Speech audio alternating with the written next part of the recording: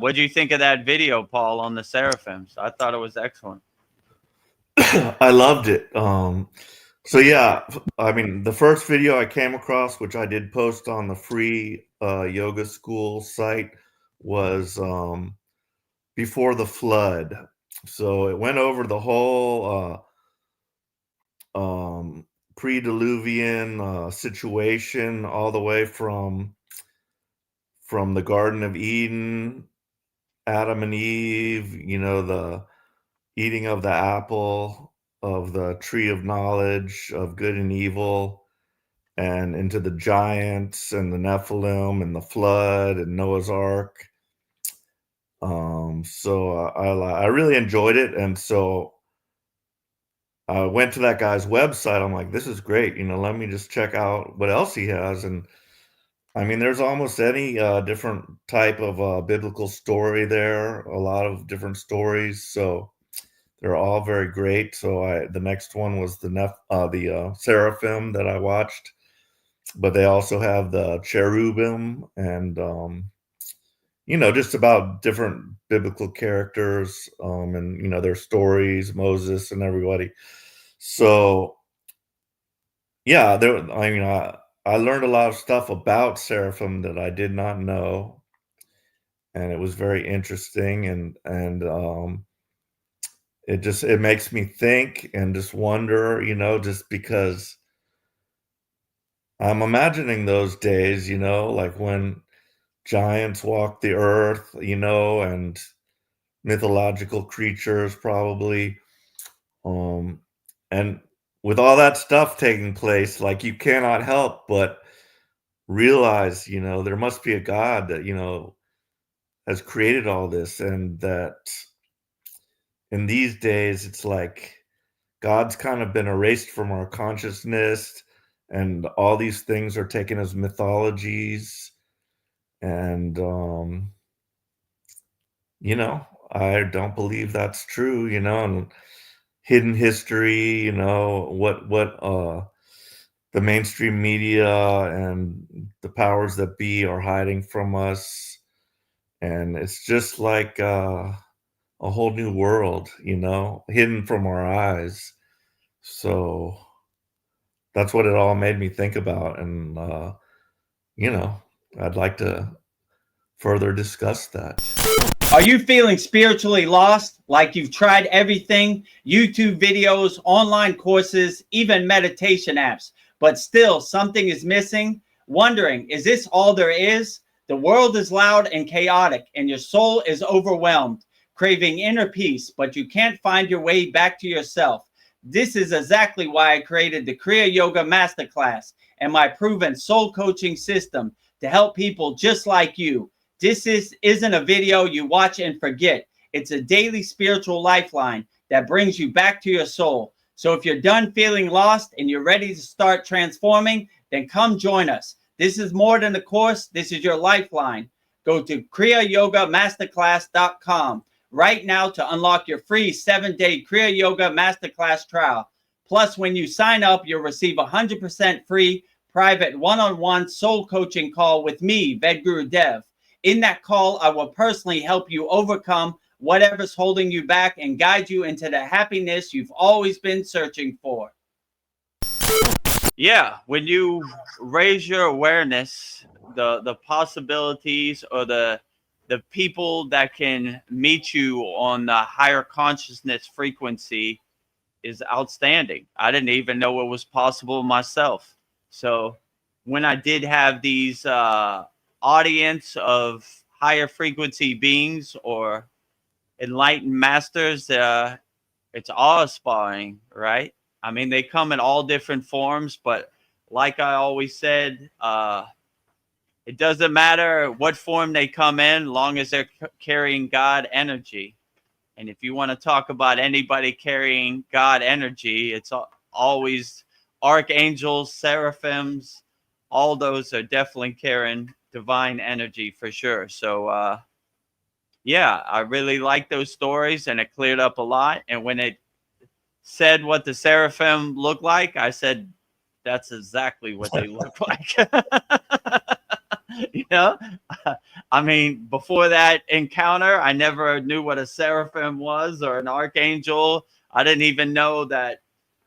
I kind of told him, I didn't invoke you. Why did you come? Like, we're we're your spiritual guides. We're part of your soul family. So I was like, oh, I usually invoke like Lord Shiva, Baba Ji, or Mata Ji, or Lakshmi. These Hindu deities. But I guess I have some archangel divine energy in my soul family too. So, like I told Veronica before, I don't know how all these enlightened beings fit in this room with me.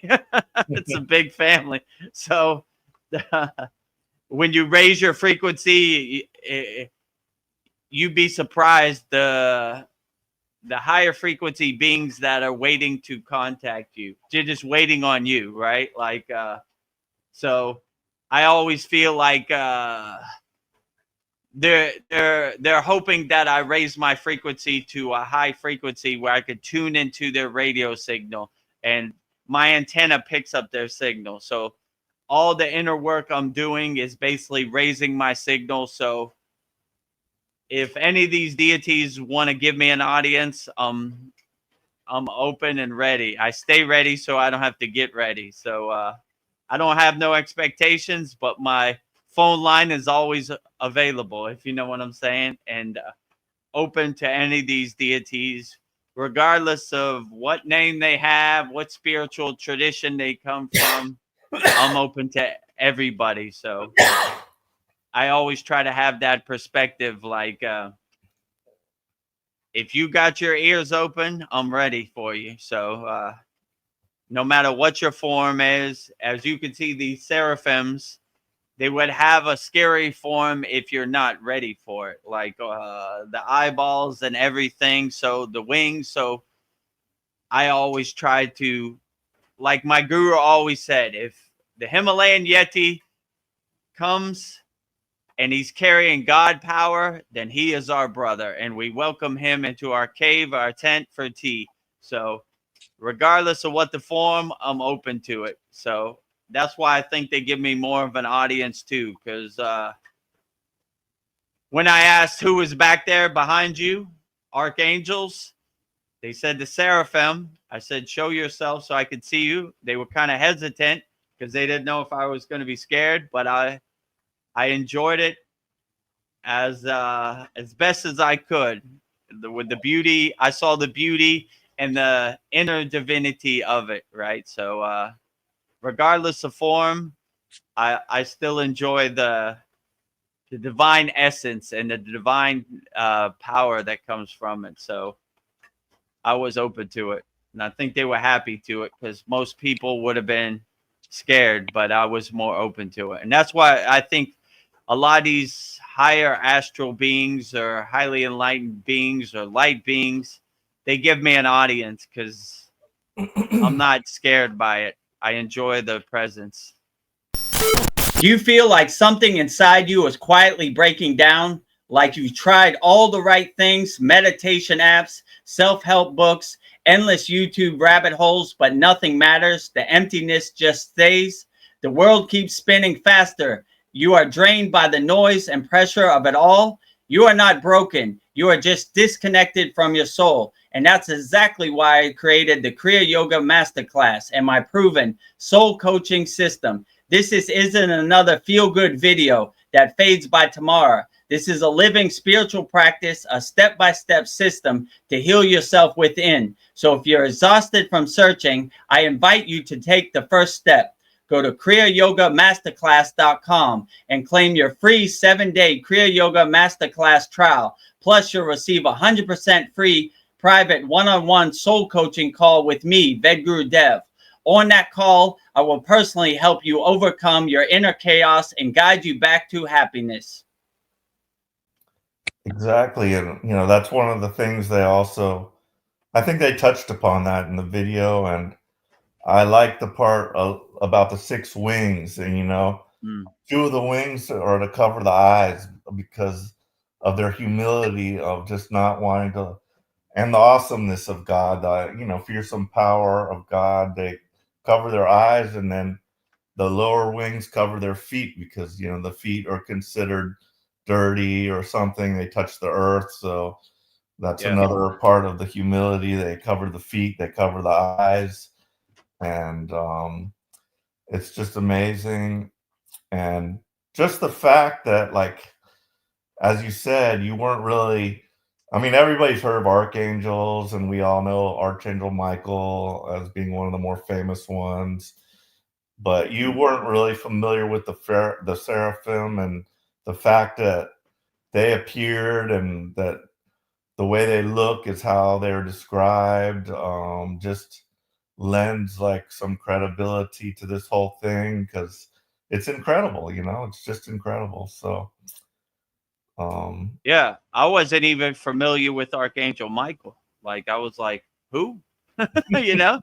I mean, I kind of knew what an archangel was loosely, just in passing. I'm not like a biblical scholar or anything. And I was like, okay, and who else is there? And then he said the other archangels, which I've never heard. Maybe I've heard archangels Michael a couple times, but the other archangels I've never heard. And I was like, okay, great. Why'd you come here today? You know? And basically, to make a long story short, they just said, keep up the good work. You're doing good work. If you need us, we're here. But keep up the good work. Just keep raising your frequency as high as you can, and elevating your consciousness as high as you can. And you've raised it to such a high frequency now that you're able to access us, which most people aren't. So I said, okay, great. I'll keep that in consideration. They asked me a funny question. They kind of thought it was funny. They were like, "What do you want?" I said, "I don't want anything. I'm perfectly fine. You know, I want you to be happy and do the best job you're doing because you're doing a great job. What I need, nothing. You know, I'm good. You know, I'm already on the spiritual path.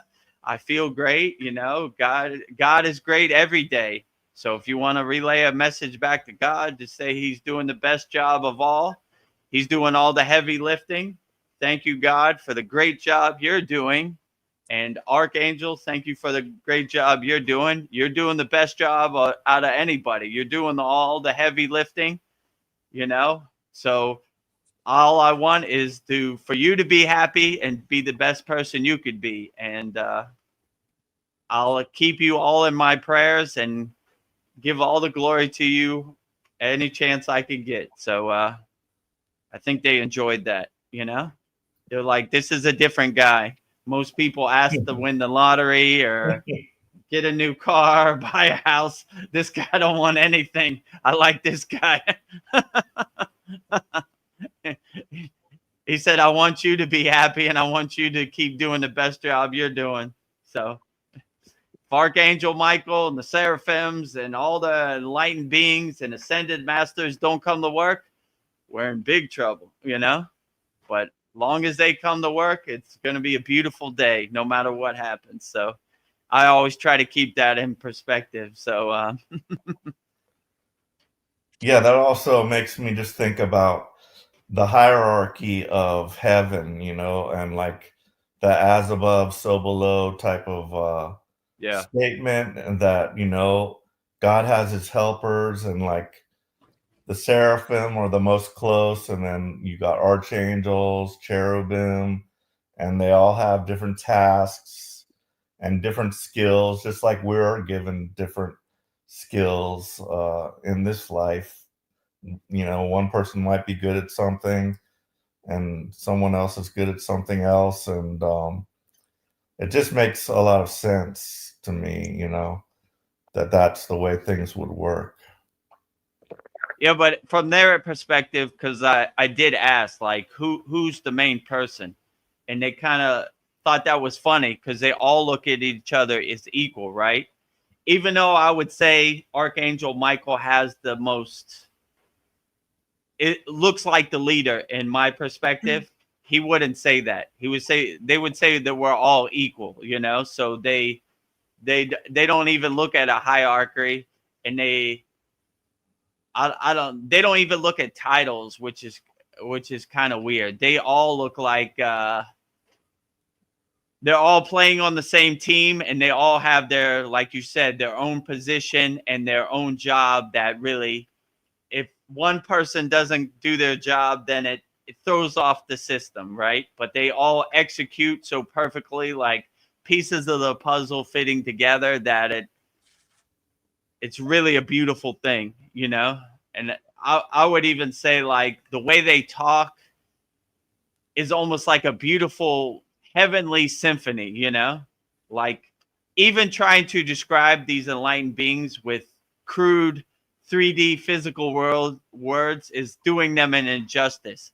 They are so beautiful, and they didn't contact me like in words. It was more telepathically, a more higher vibrational frequency, right? So yeah, so I would say they look at each other as equals, and they don't really respond to titles or hierarchy. But there is some kind of hierarchy, as you know, but they wouldn't attach themselves to that. They would just, we're all equal here. So even though, in my perspective, Archangel Michael had the leadership role, he would never say, I am the leader. He said, everybody is equal here, and we all do our job. With that person, I can't do my job. So we're all equal. And they would, even though in my perspective, the seraphims were kind of hidden in the background, they still played an important part. And it reminds me of, like, my guru used to say, you would see Babaji 10 times, and before you would see Mataji once. So these people play the background, but they still play an important part. But they prefer the background more than the forefront. Archangel Michael and the other archangels are to the forefront. They play the background. So they were happy that I acknowledged them in their presence, because all the glory usually goes to Babaji, or usually goes to Archangel Michael. So when you acknowledge them, it puts a nice smile on their face, even if they have a form that would seem unusual to other people if you weren't in the right mindset. So I thought that was funny. But yeah, they all play an important part. So like I said, even though Babaji is giving the mail, I'm delivering the mail. But the mail has to be delivered too. So I guess I'm the water boy on the football team of the astral plane. Let's say it like that. I take no credit. They're doing all the heavy lifting. They're scoring the touchdown. They have the most important job. So I give all the glory to them. But if Archangel Michael needs some water, I got a fresh cup of water for Archangel Michael anytime he's ready. Or any of the seraphims, or any of the archangels, any of the deities, any of the ascended masters. Whatever they need, I'm here for them. Sandy Nicole, she says, I relate to everything that Guru Dev is saying as far as your experience with the angels, including no hierarchy in the angelic realm. So, yeah. Yeah. Well, you sound a lot better now, Veronica. So I think problem solved. Yeah, I went into StreamYard and did the sound through there, because before I was doing it through the computer and that wasn't working, and I went through 3 different earbuds. So yes, I'll go through the comments, just a couple. Veronica, well, let me respond to that Sandy comment. So yeah, what Sandy said, I would agree. Like my perception was that they didn't even, how could I say this lightly? They didn't even have a religion or anything. It reminds me of when people say Buddha wasn't a Buddhist, Christ wasn't a Christian. It's kind of, they have that kind of mindset. Like, they don't respond to titles or anything. So even like a religion, they would like, it kind of seemed like, what do you mean? We're all one with God. That's why I like the Kriya yoga path. It's a non-dualist path. It's God is over there and I'm over here. It's I am God and God is me, and we are one. So they kind of had that perception too. But yeah, I agree with you. They didn't. In yoga, they call it equanimity, which it means there is no good or bad. There is no right or wrong. There is no leader and there is no follower. So everybody is equal. I see God in everything and everywhere. So that's basically how I would compare it to, like, we are all equal here. Even though the person who's doing the most talking is Archangel Michael, but we all play an important part in the football team of God, let's say, you know. So they kind of made it known, like, you're doing a good job. Keep helping people. Keep doing what you're doing. Everything is going to be fine. Don't get discouraged. You know, every enlightened being or ascended master has had obstacles or resistance or blockages on the path. Dust yourself off. Keep walking straight. Don't walk backwards. Everything is going to be fine. You're doing a good job. You know, keep up the good work. And I said, you're doing a good job. Keep up the good work, you know? So I compare it to the hot potato, which I said before. When somebody says, Vedguru Dev, you're such a enlightened being, you're such a good guru, I said, not me, my guru. And the potato passes to my guru. And my guru says, not my guru, not me, my guru. And he passes it to him, and they keep passing the potato, and eventually it gets back to Lord Krishna or Adi Yogi, Lord Shiva or Babaji. So they're doing the best job out of them all. So they really like that I had that perspective, right? Like, not me, you are doing the best job, right? You keep up the good work.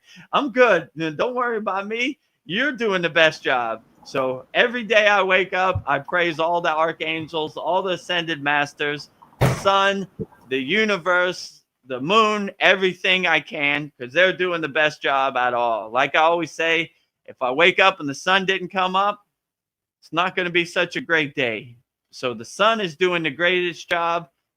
Like I said in the other sad song, I sing every morning. I wake up and see the sun. I sing a sun worship song, praising the sun, the highest light, the highest Jyoti, the highest Deepam. It's doing the best job. Praise the moon, Chandra, Soma, you know, moon energy, lunar energy, solar energy. I mean, like Paul asked me before, weren't you bored in the Himalayan mountains? I said, no, we have a full day of activity. Soon as the sun rises, we have so many gods to praise. We have so many nature to praise. We have so much sadhana to do and so many techniques to do. There is not enough time in the day. So yeah, that's the way I look at it. So they would all say they're equal, and I like that perspective too. Like we all play an important part. No one's greater, no one's lesser than any other. So like Paul says, as if above, as is below. So you're ready to stop searching and start awakening. Go to kriyayogamasterclass.com right now and start your free 7-day Kriya Yoga Masterclass trial. And when you sign up today, you'll receive 100% free private one-on-one soul coaching call with me, Vedguru Dev. In this private call, I will help you clear blocks, release pain, and activate the transformation you've been praying for. Also, subscribe to my YouTube channel at Vedguru Dev for real spiritual answers. Go to kriyayogamasterclass.com right now to start your free 7-day Kriya Yoga Masterclass trial and click the related video right here.